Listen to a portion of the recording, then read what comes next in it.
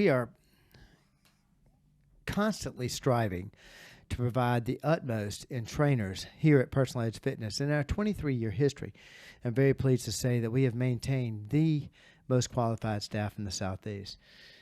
As our community grows, so does our staff. And I want to make sure you get an opportunity to meet each and every one of them. So today, we'll be speaking to Nate Montgomery, a new exercise specialist, here today on the Personal Edge Fitness Podcast. G'day, this is Garrett Williamson, president of Personal Edge Fitness. Thank you so much for joining us on the Personal Edge Fitness Podcast today. Before I introduce my guests, I want to tell you how to get in touch with us if you have any questions. And we had quite a few questions for the Ask Katie segment, and I'll tell you how to get in touch with us and leave notes about that if you have questions. So we will be doing that periodically, especially after the response we had from the Ask Katie podcast last week. To reach me, you can reach me at area code 251-278-3343. That's 251-278-EDGE. You can also reach at my email address at Garrett, Garrett, at personaledgefitness.com. That's, of course, my email address. And our website is personaledgefitness.com, as well our Facebook page, Personal Edge Fitness. We get a lot of questions through there. Hit me up on Twitter if you feel if you'd rather go that route at Team PE. But also for those that are interested in the Ask Katie segment, don't worry, I'm going to come up with that in just a few minutes. But I want to introduce our guest today. Like I said in the introduction, always trying to add more members to the most qualified staff of personal trainers in the Southeast. And with that today, I want to introduce you to Nate Montgomery. Nate, welcome to the show, man.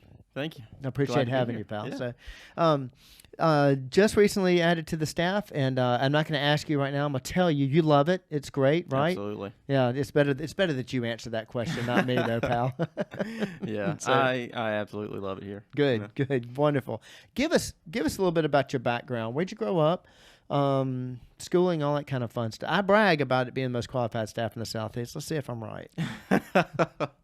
Oh, balls in my court, huh? Yeah, exactly. So I grew up in Sims, West Mobile area. I went to Sims Elementary, middle school, and went to Mary G. Montgomery for high school. It's so funny because I was like walking around with Montgomery on my baseball jacket. And like, you can name the whole school after you. That was nice of them. Yeah.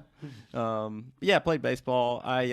So to kind of start my my fitness journey, is that? Yeah, go for it. Yeah, why not? So I got hurt in my junior year of high school. Right. I ended up having to have shoulder surgery. I tore my labrum, and so I was kind of out of commission, for a summer. And I thought, like, okay, what do I do now? Yeah, yeah. And gained a good amount of weight, and then I was like, well, if I'm going to play again, I probably need to figure out how to lose this, Right. And that's kind of when I started reading, because I was on the couch. I was like, well, if I can't move, I can at least read, Right. And I was like, well, what am I going to read? Sure. So I started reading some bodybuilding.com articles and trying to get to get into research. And I was like, man, I have no idea what this Right, yeah. what this stuff means. But I was able to kind of get better more so at reading, before actually finding out how to apply the information into my life as far as fitness and physiology and exercise and things like that go.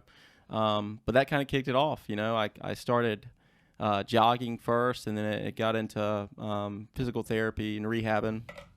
And then I ended up, kind of long story short, I lost like 100 pounds in about 7 months, and I got back to playing baseball. I was like, well, I stink at baseball, but this whole fitness thing, it might work out, Exactly. Yeah. Yeah, he leaves clues, definitely. So where did you go after that? You graduated Mary Montgomery, and that's interesting. You say that story because everybody, all of us have a story like that. It's interesting. It's kind of a your fitness life moment, I'd say. That all of us go through. My own story of coaching and actually getting accepted to a totally different type of graduate school, and deciding that I really didn't want to do that. I've had a lot of injury stories. I had an injury, and then a lot of people get into athletic training that way. But so you graduated high school, and then you decided to pursue this as far as your education was concerned. Yeah, absolutely. And I thought, it's so crazy, because this is been almost like a common theme throughout my life. It's like, I lost all that weight, and I thought, man, like I could use this to help people Right. that are going through the same things. people in general, but athletes. Right. You know, and I thought, man, if I can just help somebody that might be in the same place that I was, like Sure. that could make a huge impact, you know? And so I went to Coastal Alabama Community College. Well, it was Faulkner State. I kind of Right. went to two different schools. You know? Changed name on you. Yeah, And it yeah. wasn't Montgomery this time. So Yeah, you it know, wasn't you felt out of place. But I went to Coastal Alabama, got a managerial scholarship to train the softball team with Awesome. Coach Radwich, and that was unbelievable, you know, because I got to finally sort of do what I had been hoping to do in Right. fitness and strength and conditioning, you Cool. know, and that was my first like big coaching opportunity Yeah. where I found like, oh my gosh, I'm not very good at this right now. I understand. You know, it's much more than just working out and just, you know, like, oh yeah, you know, I did this back when I was hurt, and Right. you Right. know, so Yeah. had a great experience there. I absolutely loved it. Then after the junior college, you went on to I forget now. Did you go to Auburn next? Is that correct? Yeah. So as soon as I got done at a 2-year school, Right. I transferred to Auburn. Okay. Finish your degree in.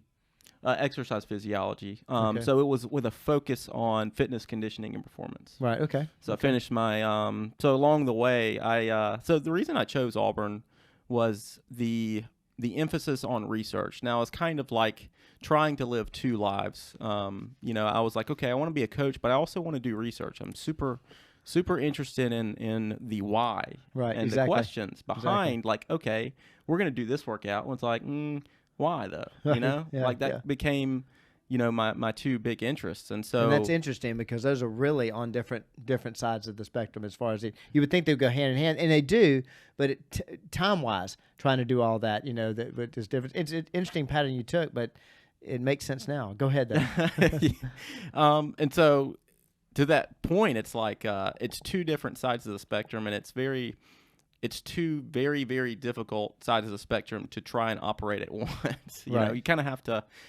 have to almost be like a translator, right? I mean, you got very technical terms as far as biomechanics and physiology, and you kind of have to, you know, when you're coaching, it's like you don't openly like, oh, you know, this mechanism, right? Not talking mechanisms. It's like no, just give Right. me the practical stuff. And it's Right. like trying to navigate that it was difficult at first, but it's like, this is really interesting. Taking like complicated topics and systems and then literally like translating them as if they were another Sure. language into how they can apply in the real world, you Right. know? And so it was fun, but it was, you know, it was pretty difficult. Yeah, challenging. Yeah. Kind of what we do here every day. So, but you didn't stop with your undergrad. I always say that everybody at Personalized Fitness, that all of our trainers possess at minimum a bachelor's degree in the field of either exercise science, exercise physiology, kinesiology, sport medicine, and athletic training.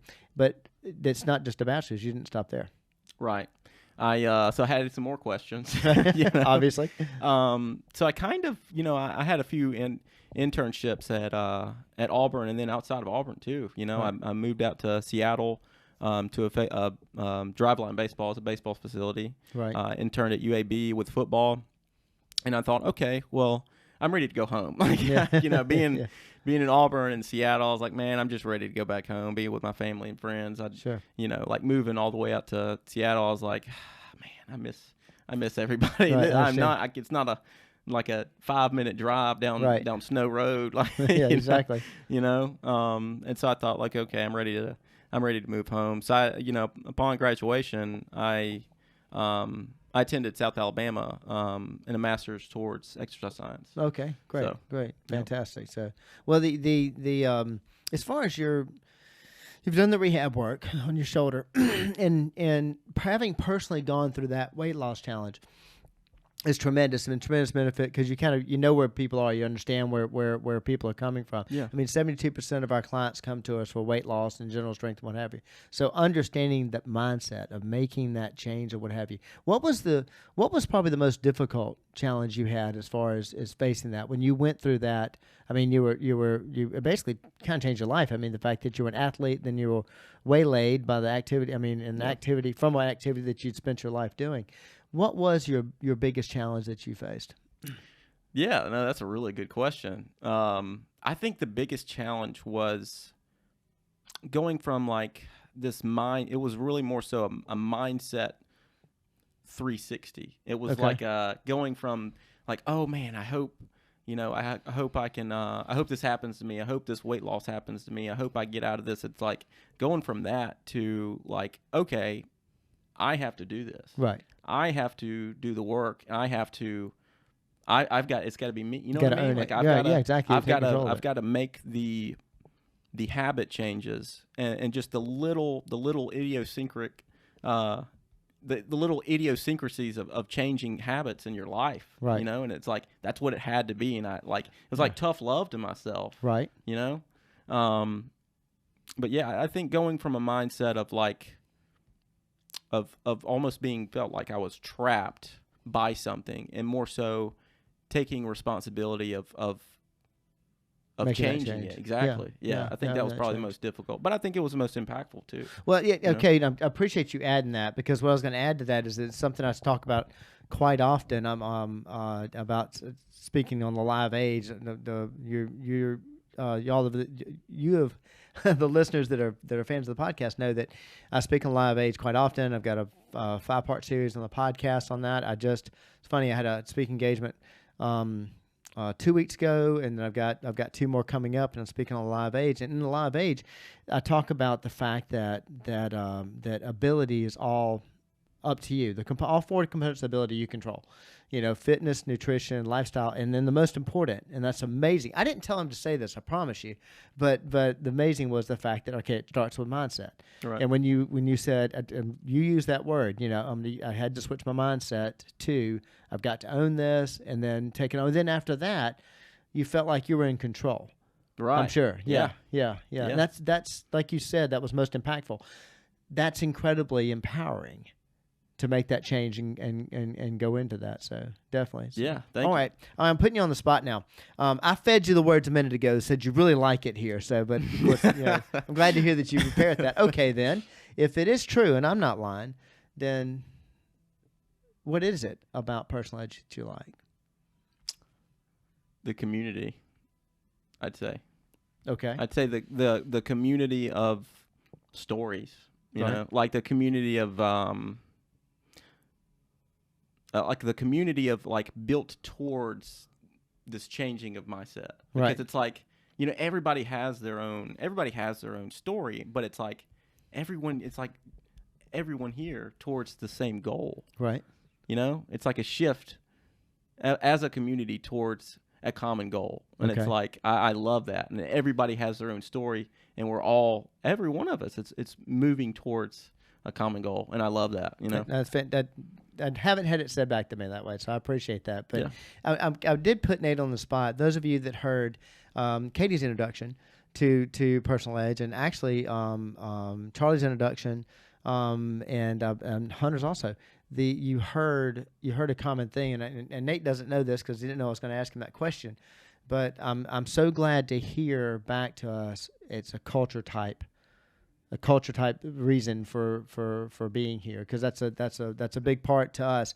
I've never had it said back, common goal, because my first podcast is basically based on the fact that everybody's looking at the same thing, and that speaks to our mission statement.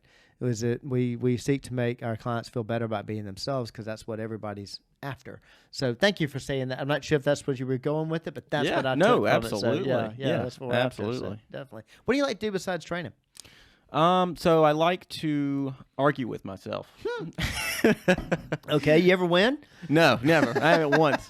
I keep getting back up though. Okay, yeah, I got you. No, I love to. I like to read, and I like to. When I say argue with myself, it's more like just go over different concepts and different arguments as far as like within like psychology, philosophy, and theology. Right, it's like conversations with my best friend too. But I'd say read, and kind of get really interested in the dialogue of the books I've been reading. Okay. What kind of books? Fiction, nonfiction, both? That's a little bit of both. Yeah. Okay. Yeah. Like what genres? So I'd say, towards the I'd say more so nonfiction, Okay. like psychology books. Like one of my, I'd say, and fictional novels too, right? So when I was at Auburn, one of the first books that I read during COVID, I was going through a rough time when I was there. So I read, it's called The Stranger by Albert Camus, and a very nihilistic, I know it. very nihilistic book. And I thought it's crazy the sequence of the two books that I read. So I was very nihilistic. I was like, nothing matters. Like, walking around, like throwing a pity party. Right. But then the book after that I read was by Viktor Frankl, Man's Search for Meaning. And I'm like, well, maybe my, I can find some meanings. Yeah, exactly. The sequence of reading those two, like, it was really cool. I think it was like, it was almost like necessary. It felt like. Interesting. That was a very unique time in your life, definitely. Yeah. So I mean, but sure. I can understand. Then it makes sense why you gravitate towards those. So yeah. All right. Besides that, I know you born and raised here. Yep. You're married at Montgomery. So brothers and sisters. I got a brother and a sister. Okay. My older brother Tevin and my younger sister Brianna. Okay. And where are they? They're here. Okay. Yeah. My brother's out in Sims, and then my sister's down Old Shell. Okay. Yeah. They're not far from there. Yep. Yeah. Fantastic. Yep, Cool. yep. So cool. As far as training styles, what's your favorite? I'd say, which I think it's just been like kind of instilled, I guess, but block periodization. Right. It's like when you're trying. I guess it's like being around athletes. It's like I kind of tend to train how they. Right. It's almost like a mimicry thing by like subconsciously. Right. Exactly. So like full body workouts, block periodization, just Right. 4 sets of 5, 5 sets of 5, things like that. How do you see that translating? Because the majority of people you're working with in here are athletes. How are you seeing that translate, or does it? As far as your training here, what adaptations have you had to make to your training, if at all, as far as training your clients here? Good. Can you repeat that question? Yeah, for no, me? basically, I mean, block periodization is kind of your go-to, and I appreciate you saying that, because all of us, everybody at Personalized can train every client here, Right. but we're humans. And I always tell this when I put a client on one of the machines down there. I always start with the fact that, listen, if a trainer ever tells you they don't have a favorite body part, a favorite training style, a favorite machine, or a favorite exercise, they're lying to you, because we all do, and we have our favorites and what have you. And you stated that block periodization is happens to be yours. Right. Mine happens to be HIIT style training ever since '91. Well before HIIT was even a word. High intensity interval training I've always been a fan of. But of course, when I'm training here, that's not everybody's style. And but I can see aspects of that in everything I do. And I've had to make slight changes to my preference of training as far as that. Yeah. Sometimes it's radical, and sometimes it's not. I'm just curious if you've been able to use some of those traits in your non-athletes that you work with here, that you've been able to do to continue the block periodization, or have you had to change it radically, or what are you finding as far as that goes? Okay, yeah. So one thing I learned when I was at Auburn is that motor learning is very task specific. Right. And so I think as far as a principle, it's been really cool to see in athletes and non-athletes, like, Sure. The stimulus still applies, like as far as achieving adaptation. Right. You know what I mean? So Right. strength, balance, it's cool to see, like, make some sort of some modifications, right? But Right. It's almost like be where you are, and it's like that's what you're programming for, Right, like right. making the accommodations, but it's still a stimulus, Yeah, like as exactly. a whole, right? And it's Exactly. seeing similar adaptations. Sure. And of course, as I've seen you do it on the floor, explaining it to the client. I like what you say about being where you are. I always said the Mobile Symphony did an incredible job years ago when they saw their attendance going down. They decided to bring the level of what they were offering down to the public's education. The public was at level 1. They were offering it at level 10. So they decided to bring their education down to level 1, started with Beethoven and Blue Jeans, and they were able to educate the audience up. I see you doing that with your training. I mean, bringing it to, depending on who you're talking to, bringing it to that level, what have you. So, Yeah. And that's what I'm hearing about you're talking about. It's still the same training. Right. It's just taking it to their level, I guess you'd say. Yeah. It's like it's the same stimulus. It just looks a little different, Very much so. Definitely so. So what else do we need to know about Nate that you haven't told me?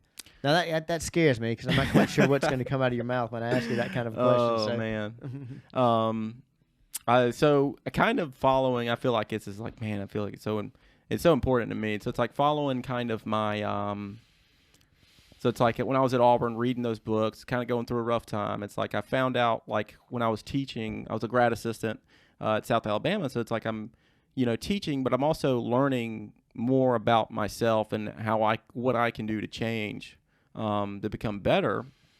And so last year, I think it was around maybe September, I started going to Corpus Christi, doing the RCIA program, into entering the Catholic Church, and it's been so incredible because it's all basically just been. Have you ever seen My Dinner with Andre? Yeah. It's basically like me and my best friend. It's basically like a 2-year long My Dinner with Andre of us just kind of conversating back and forth, and it's like I've just followed. It's like, it's just been such a cool. Like life-changing experience. It sounds like, yeah, absolutely. So. But cool. I've been very, very involved with that and just learning more, and attempting golf too, Awesome. So, keyword attempt. I'm not sure. I'm not going to say studying Catholicism or learning golf. I'm not going to ask you which one's more difficult. I don't want you to embarrass yourself or me for that matter. So anyway, man. I appreciate you coming on the show and tell us a little bit about you. Yeah. We're going to have Nate join us again. He's actually expressed an interest about covering some topics on podcasts, so we will have him back. And also, love for if you're coming up and signing up with us, doing consultations or whatever. Nate's one of our newest exercise specialists, and I'm sure that you'll probably definitely get a chance to meet him, possibly get a chance to work with him. So I appreciate you being on the show. So hang on a second. I'm going to tell everybody about last week we did our first segment of Ask Katie, and we actually had a great follow-up on folks asking questions, and maybe they didn't feel like reaching out to me, and I understand that. Not a problem. So if you're interested in sending any questions, of course you can send them to me at Garrett@personaledgefitness.com, or you're welcome to email them to Katie at Katie, Katie at personaledgefitness.com. Feel free to, as always, to reach out through our website, personaledgefitness.com, or through our Facebook page at Personal Edge Fitness. If you have any comments, questions, or as always, you have any questions dealing with the perplexities and the misinformation dealing with health, fitness, and wellness, hit me up on Twitter at TeamPE, and you can always call the show at 251-278-3343. We'd love to hear your comments and questions. So adding yet another fantastic member to the staff,